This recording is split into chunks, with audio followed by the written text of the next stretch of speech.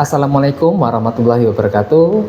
Kembali berjumpa dengan saya Wahyu Nugroho dalam mata kuliah pembelajaran terpadu. Di minggu ini, minggu ke-10, kita akan membahas dua hal, yaitu bahan ajar dan media pembelajaran. Kita akan membahasnya satu persatu. Yang pertama terlebih dahulu yaitu bahan ajar. Apa itu bahan ajar dan bagaimana penggunaan bahan ajar dalam pembelajaran terpadu? Bahan ajar adalah bahan yang digunakan selama proses pembelajaran. Apakah itu berbentuk video, berupa gambar, berupa teks, berupa referensi, berupa berita, ataupun yang lainnya. Bahan ajar adalah segala sesuatu yang dapat dimanfaatkan oleh guru dalam proses pembelajaran. Bahan ajar kita dapat mengembangkan sesuai dengan konteks dan tema materi yang kita pilih. Kita tidak harus mengikuti buku apa yang ada di dalamnya, tapi juga bisa mengcustomize, bisa mengubah, bisa memodifikasi apa yang ada dalam buku tersebut, sehingga kita memiliki keleluasaan dalam membuat format pembelajaran, dalam mengembangkan pembelajaran, termasuk juga bahan ajar di dalamnya.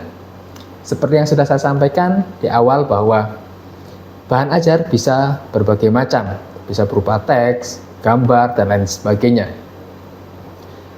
Konteksnya ataupun hal-hal yang dapat membantu guru dalam proses pembelajaran.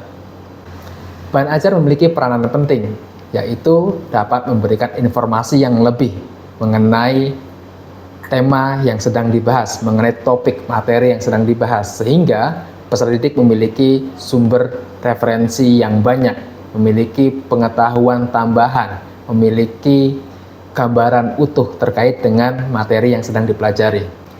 Bahan ajar harus didesain sedemikian rupa sesuai dengan kondisi lingkungan siswa yang kita ajar, sesuai dengan kondisi masyarakatnya. Sebagai contoh, ketika kita ingin mengajarkan siswa terkait dengan tempat wisata, mata pelajaran IPS misalkan, terkait tempat wisata, lanskap geografi, kemudian di dalam buku tersebut karena yang menyusunnya adalah orang dari Jawa, misalkan orang dari Jakarta, maka lanskapnya mungkin lanskap yang ada di sana. Tidak mungkin ada di sana terkait dengan gambut sesuai dengan konteks yang ada di Palangkaraya ataupun Kalimantan Tengah. Oleh karena itu, guru harus bisa menyediakan bahan secara kontekstual, harus bisa memodifikasi bahan ajar yang digunakan dalam proses pembelajaran tersebut, sehingga pembelajaran menjadi lebih relate dengan kondisi keseharian siswa. Bahan ajar dapat mendorong pembelajaran siswa menjadi lebih aktif dan juga konstruktif karena sesuai dengan pengetahuan siswa sebelumnya. Dengan adanya bahan ajar yang kontekstual, guru dapat menambah pengetahuan tambahan terkait dengan pengalaman-pengalaman kehidupan nyata siswa di realitanya. Bahan ajar juga dapat digunakan untuk diferensiasi dalam pembelajaran, personalisasi dalam pembelajaran, sehingga setiap siswa bisa melihat proses pembelajaran sesuai dengan kondisi yang mereka alami. Contoh lain dalam bahan ajar adalah suatu cerita.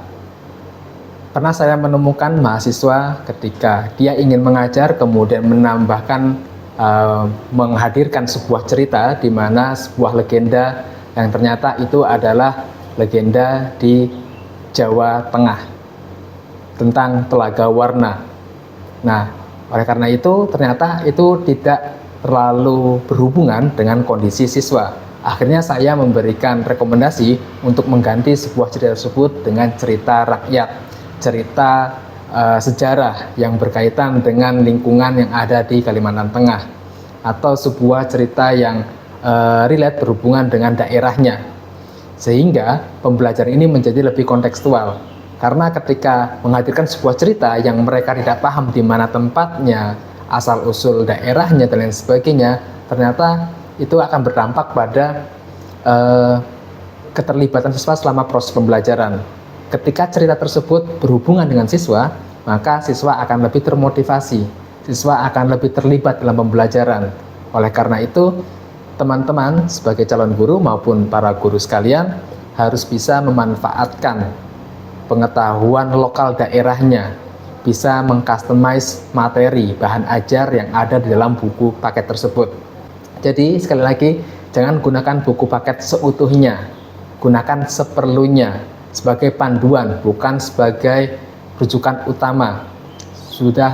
Bukan berarti tidak boleh diganti, akan tetapi kita bisa memodifikasi, mengganti cerita, mengganti tema-tema, mengganti beberapa hal yang mungkin kurang sesuai dengan kondisi siswa kita. Oleh karena itu, fokus di bahan ajar adalah teman-teman bagaimana membuat sebuah bahan ajar, baik itu cerita, gambar, ataupun konteks cerita, permasalahan yang perlu dihadirkan dalam proses pembelajaran secara nyata, secara kontekstual. Nah, di sini teman-teman akan diminta untuk mengembangkan satu bahan ajar sesuai dengan tema yang kalian pilih. Baik, selanjutnya setelah kita membahas bahan ajar, kali ini kita akan membahas terkait dengan media pembelajaran. Apa sih media pembelajaran?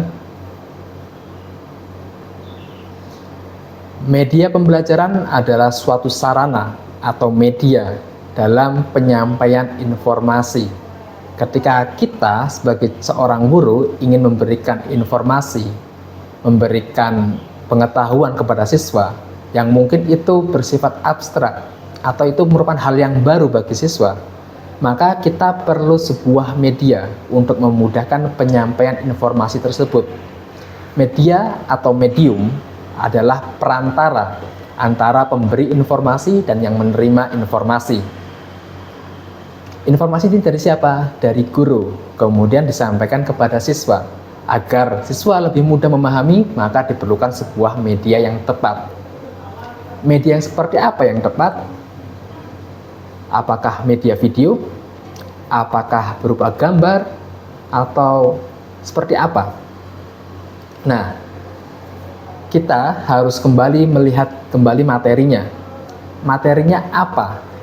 Bagaimana siswa pengalaman pembelajarannya seperti apa dan bagaimana siswa melaksanakan pembelajaran tersebut?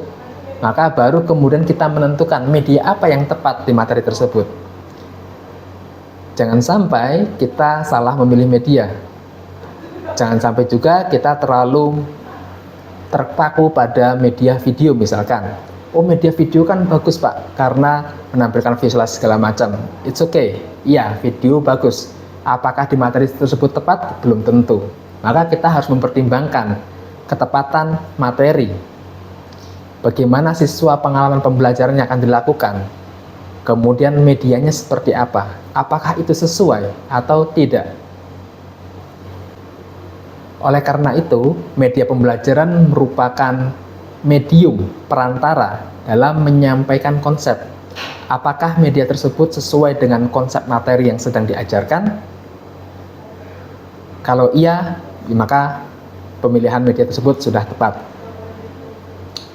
Media juga bisa digunakan sesuai dengan karakteristik siswa. Apakah siswa di kelas itu memang suka melihat video? Jika iya, maka video itu tepat digunakan. Atau mungkin siswa tersebut di kelas tersebut sudah bosan, mungkin sudah sering media-media video diberikan. Oleh karena itu kita harus menggunakan media-media yang lain. Media dapat menyajikan kenyataan yang lebih realistik daripada sebuah kata-kata atau kalimat dalam materi yang sedang dipelajari. Misalkan terkait dengan lahan gambut, dengan konteks Palangkaraya.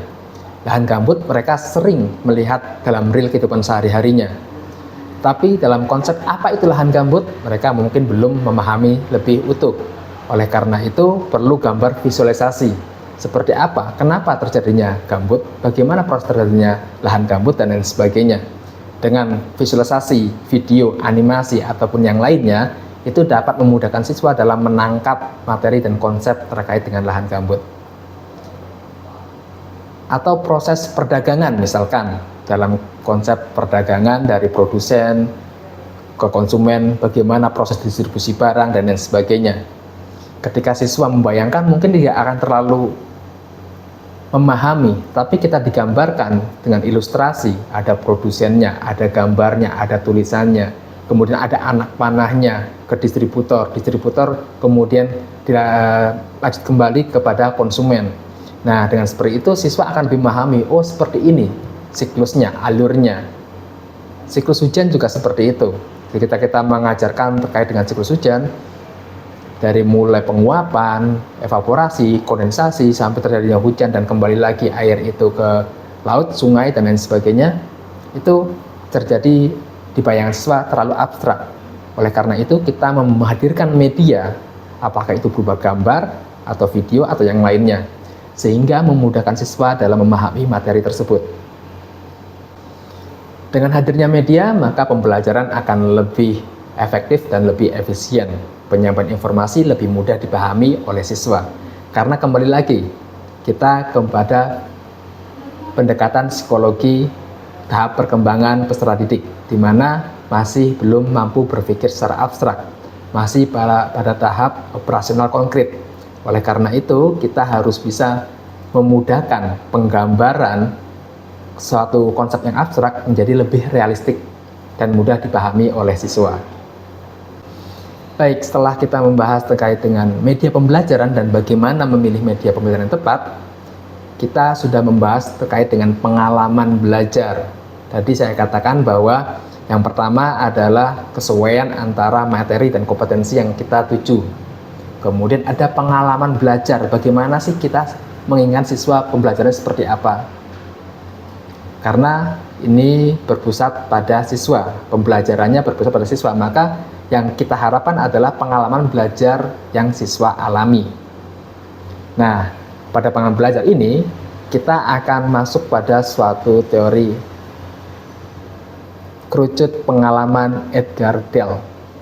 Nah, seperti gambar di samping saya, ini merupakan kerucut pengalaman Edgar Dell, di mana pengalaman ini akan berpengaruh pada proses penerimaan informasi. Apakah informasi tersebut bisa bertahan dengan lama, dapat tertangkap dengan baik atau tidak. Kita melihat pengalaman-pengalaman ini sebuah kerucut, di mana yang paling atas adalah pengalaman yang paling sedikit kemungkinan oleh siswa untuk dipahami atau diingat dalam proses jangka waktu yang lebih lama. Baik, di sini pengalaman yang paling atas adalah terkait dengan read, membaca. Di sini ada keterangan 10%. Jadi, maksudnya adalah kemungkinan orang akan mengingat 10% dari apa yang mereka baca. Kemudian turun di bawahnya hear, mendengar, bahwa ada peningkatan menjadi 20% kemungkinan apa yang mereka dengar itu akan mereka ingat. Jadi kecil kemungkinan yang mereka dengar semuanya akan diingat. Kemudian turun lagi menjadi piramidanya semakin besar ruangannya, ada melihat image, melihat gambar atau melihat video, meningkat menjadi 30%. Kemudian semakin ke bawah semakin besar, yaitu ada attend exhibition atau melihat sebuah demonstrasi. Itu akan meningkatkan apa yang mereka lihat menjadi 50%. Kemudian di bawahnya lagi berpartisipasi dalam pengalaman nyata, hands-on workshop. Mereka melakukan dengan tangan mereka sendiri. Misalkan merangkai rangkaian listrik. Daripada mereka melihat gambar rangkaian listrik seri dan paralel, kemudian pembelajaran satunya adalah mereka merangkai sendiri dari mulai baterai, kemudian kabelnya, kemudian lampunya. Maka kemungkinannya yang paling besar diingat dalam jangka waktu lebih lama adalah yang merangkai sendiri.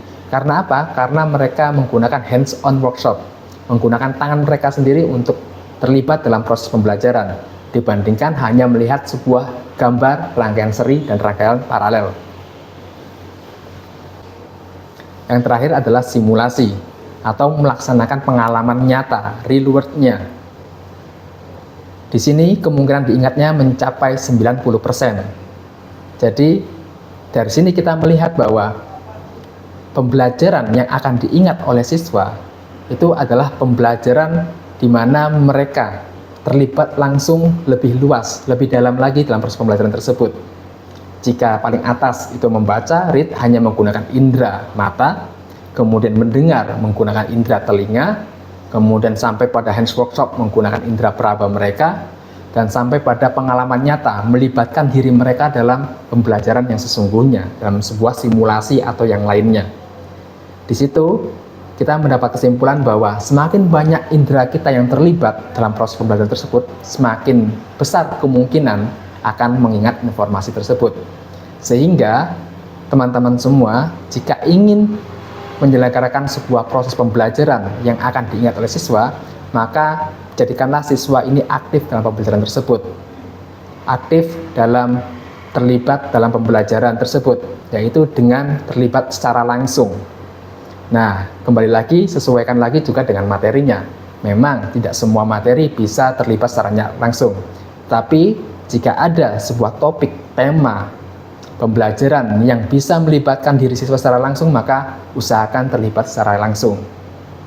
Kenapa? Karena akan diingat kemungkinan besar sampai jangka waktu yang lama atau masuk ke long term memory. Seperti teman-teman ingat mungkin zaman dulu, zaman SD, SMP, SMA, adakah pembelajaran yang berkesan yang sampai saat ini masih diingat? Nah, kalau ada, gunakanlah model pembelajaran tersebut. Mungkin masih ingat seperti apa model pembelajarannya, media pembelajarannya, pengalaman pembelajarannya, sehingga sampai hari ini masih diingat. Itu menjadikan suatu gambaran kita bagaimana mendesain sebuah pembelajaran yang baik. Baik, terima kasih untuk materi minggu ini. Cukup sampai di sini. Semoga bermanfaat terkait dengan bahan ajar dan juga media pembelajaran, dan ditambah dengan pengalaman teori pengalaman Edgar Dale. Semoga bermanfaat. Sampai jumpa di minggu depan. See you.